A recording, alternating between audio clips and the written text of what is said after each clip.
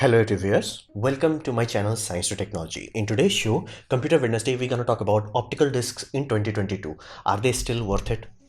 Well, you have to understand one core aspect. As you start to age, you have to realize one core aspect of the computer, that is data matters more than the PC. When you are young and you're like, you don't actually have something of value in your computer, you're like, okay, graphics card matters, the processor matters.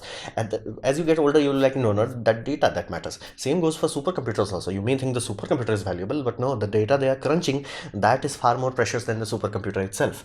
So this is one thing that you must understand. Computer is like of a fixed value, data is almost a much higher value than that, and the older the data gets, the more valuable it becomes for us. For example, photographs. Let's say the photograph, let's say you are in class 10 and you are taking some photos, you don't care too much about that right now. However, imagine like you in 50 years from now, you will kill for those sort of photographs. So it's like, you want to see how the old days was. So you have to understand. And even this sort of data is not only applicable to emotional things, it's also applicable to other sort of investment documents, tax returns documents. Like, there are a lot of documents that you have to deal with. The older they get, the more valuable it becomes, and you must have a copy of that. And there are only two types of people in this planet: one who has data loss, another who's gonna have data loss. There is no third type, so be very mindful of that. You only know the importance of data once it's gone. Right now you may be like, who cares about that? But here's the deal: imagine it just as a simple thing.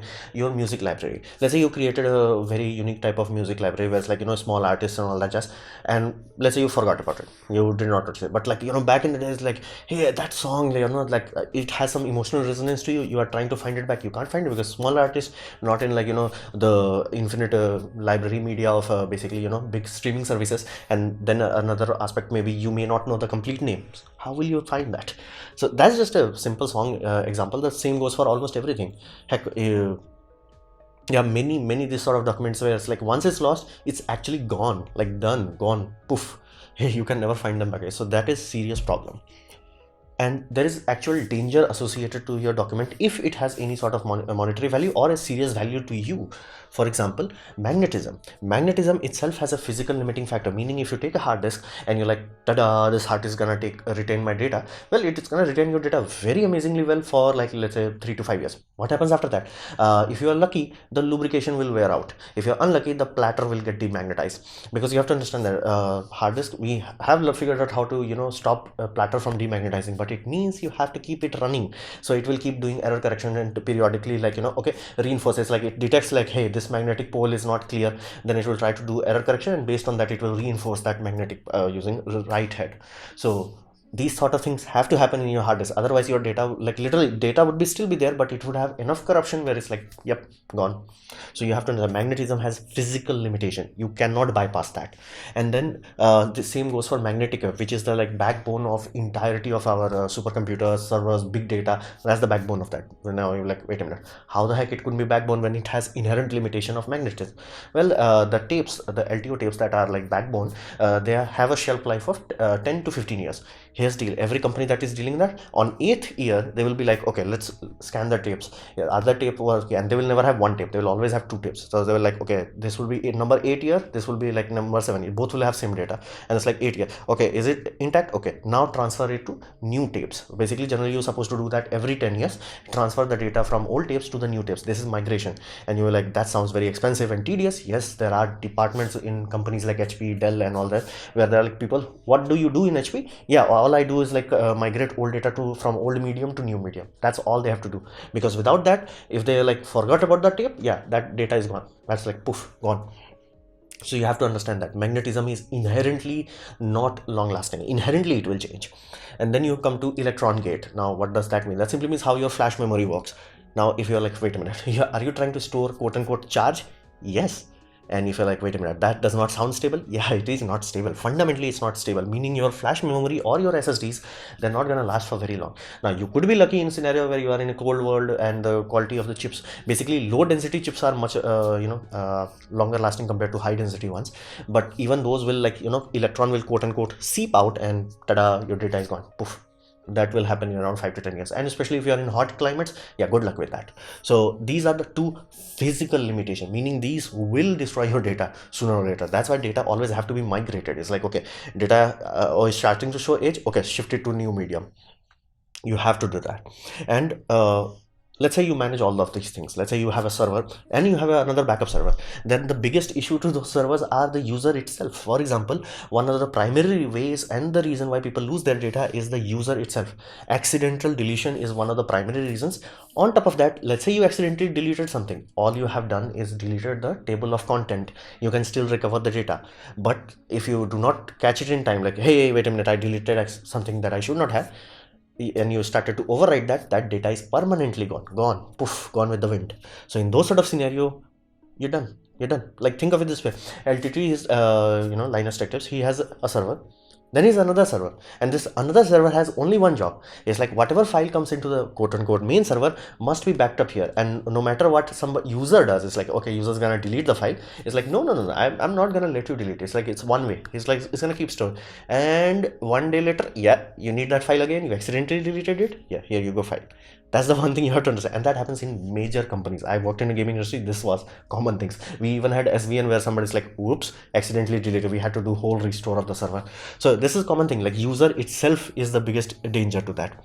And then on top of that, let's say many times people have this weird idea. It's like NAS means backup. NAS means nothing.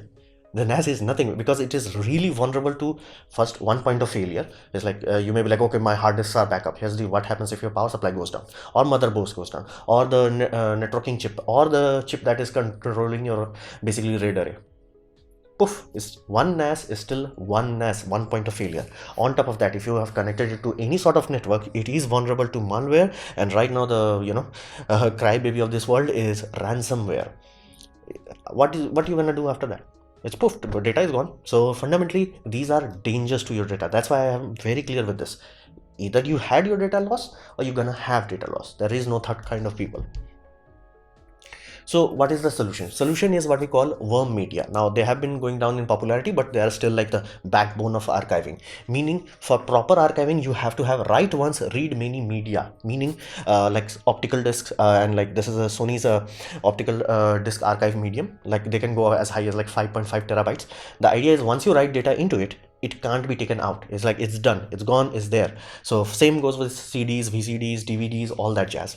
It's like, once you write onto that, it cannot be tampered with, meaning it removes the user error. It's like, oops, I deleted. You can't oops delete a file in your DVD or Blu-ray.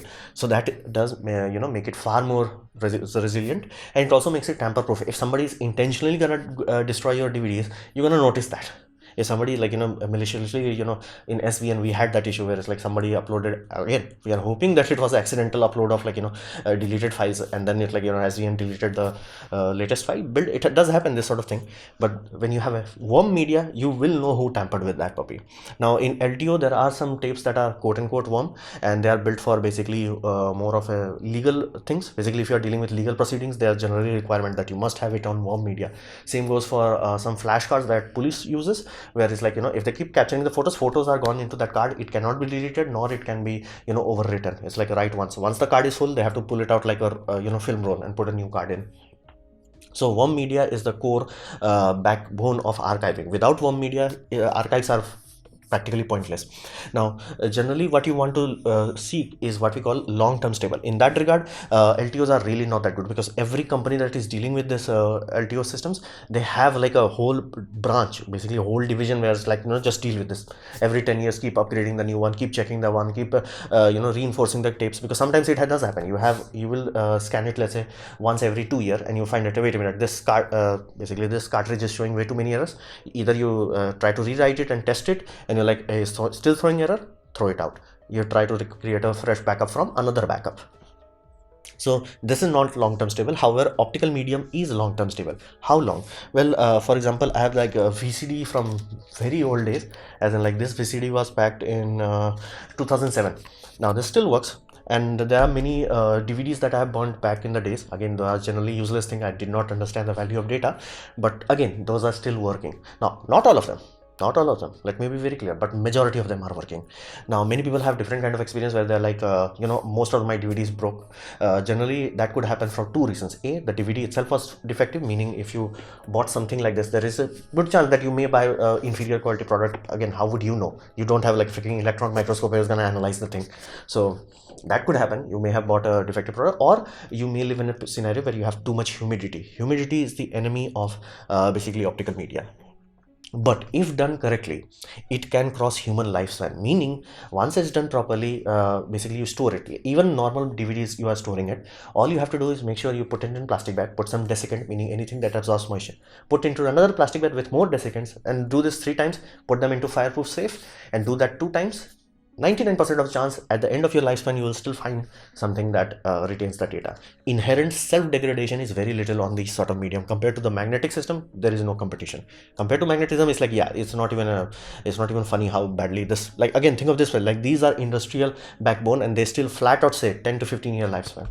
Archivable CDs will flat out, like this is from Sony's archive system, they flat out claim 100 years, and M-Disc they claim up to 1000 years. So reality is optical is far more worm compatible and actually long lasting. And again, we have experience where we have DVDs, CDs that have been surviving long ago. Again, CD not supposed to survive, but they have survived. DVD, again, same thing.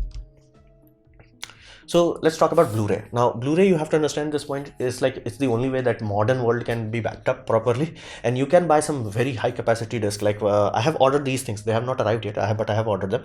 This is verbatim M-Disc BDXL. This is like triple and quad layer. Now generally there is a Blu-ray which is 25 GB and 50 GB, and then you have a bigger version of that which are generally 4K UHD.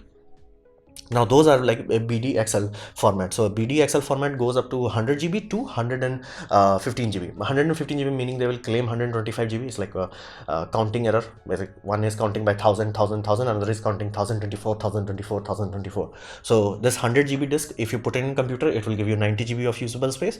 And if you buy that Sony makes that 125 GB one, then you will get 150 GB. Now that's on a single disk, which is significant. Like 90 GB is enough that even for a wedding, unless you are giving them raw files, you should be able to compress almost everything of a single wedding into a single disk, and you can like back them up in like M-Disc. Now M-Disc is expensive, I'm not gonna lie about that, but you can tangibly create 2 copies and be like, okay, bride and grooms take 2 copies and make sure you, like, you distribute it. Don't have both copies in the same place.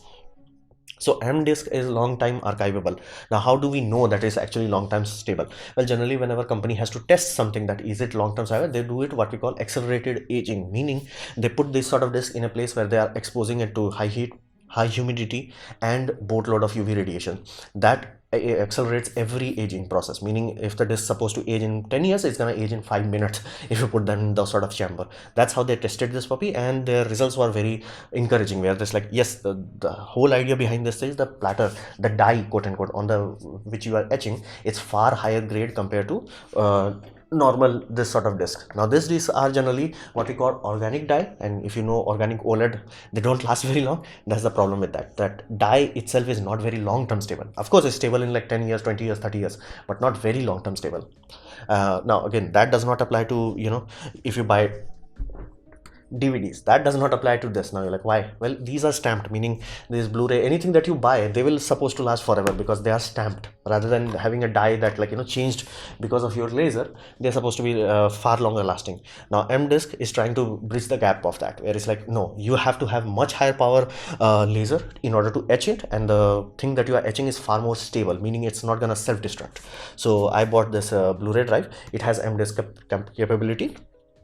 So basically it's supposed to last very long time, and if you are dealing with this properly, this is something that common people can afford, because yes, LTO topes are something that people are doing that, but I looked at the price and it was kind of acceptable. It was like, if I think 6 terabyte for 4,000 rupees, it was cheaper than a hard drive.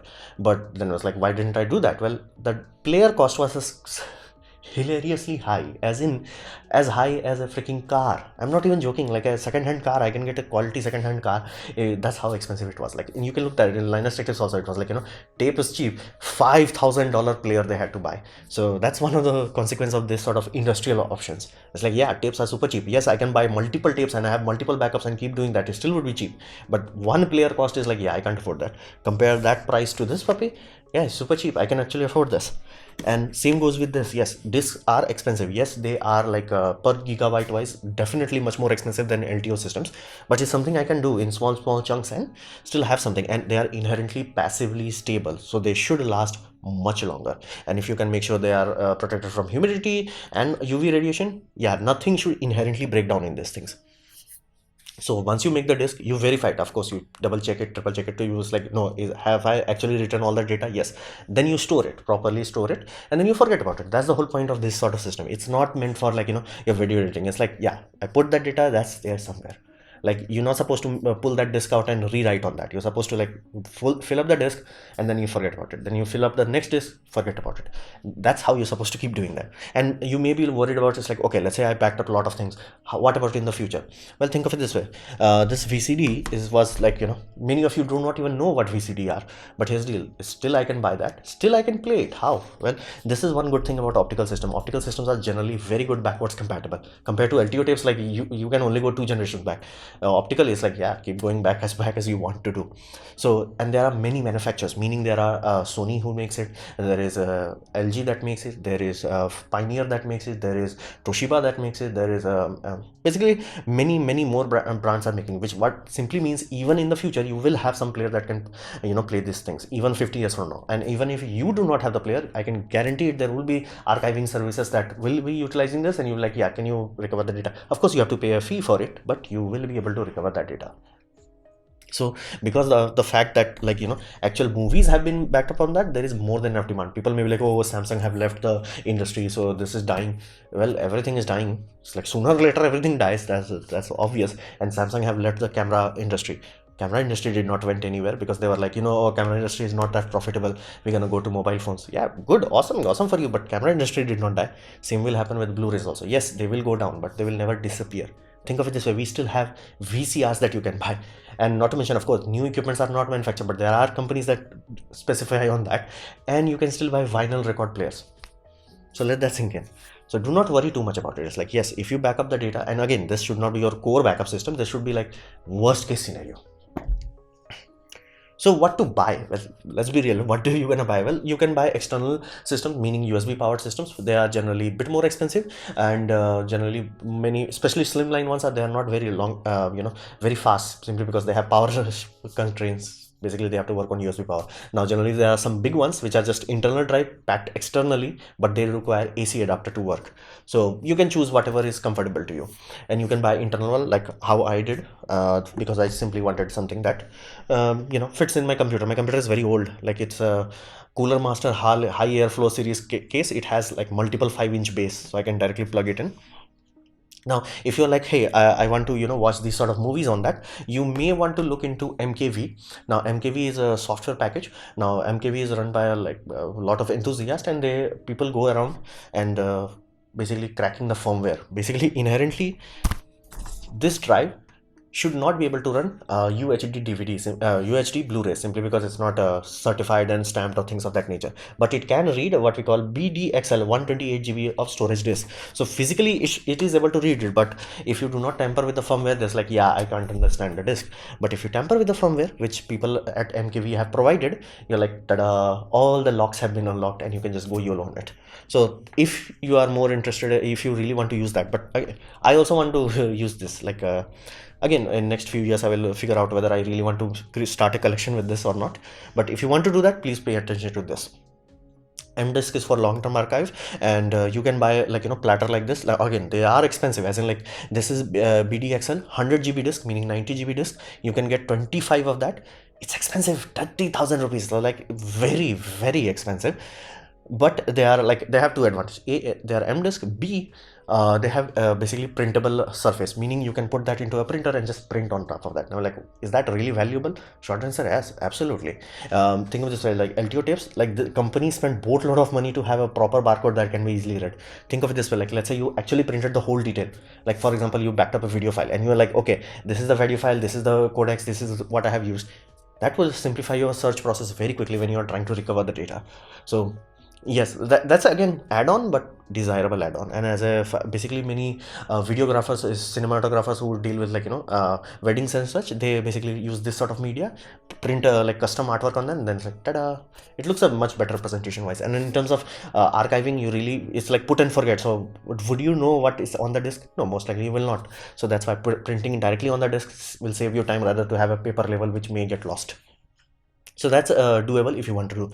However, that being said, all the data I'm specifying, all the benefits of optical media, but you still must follow backup rule of 3-2-1. You must have 3 copies, must have them in two different mediums, meaning let's say one is your basically hard drive based, another must be optical based, and one must be offsite. Do not rely everything on like, okay, I'm just gonna backup DVDs. And again, if you want to do that, and if you are gonna like, I'm gonna make 3 DVDs copy on 2 different branded DVDs, still make sure you have one offsite, just in case, because there is something known as earth, then which has something known as earthquake. So be mindful of that. So please make sure you also take care of that offsite one. All 3 in one location, one bad day is gone. So please make sure of that. This is just one tool that allows us to have something in case of a long-term duration. Basically, your lifelong data can be backed up at least as long as you are alive. So this was my presentation on optical media in 2022. Hopefully you have liked it, learned from it. In that case, please hit the like button, share it amongst your friends. That will help me a lot. If you didn't like it, didn't enjoy it, I urge you to press dislike. I would urge you to leave a comment, because I do try to reply to all of them. Subscribe, press the bell icon if you're free, and as always, thanks for watching.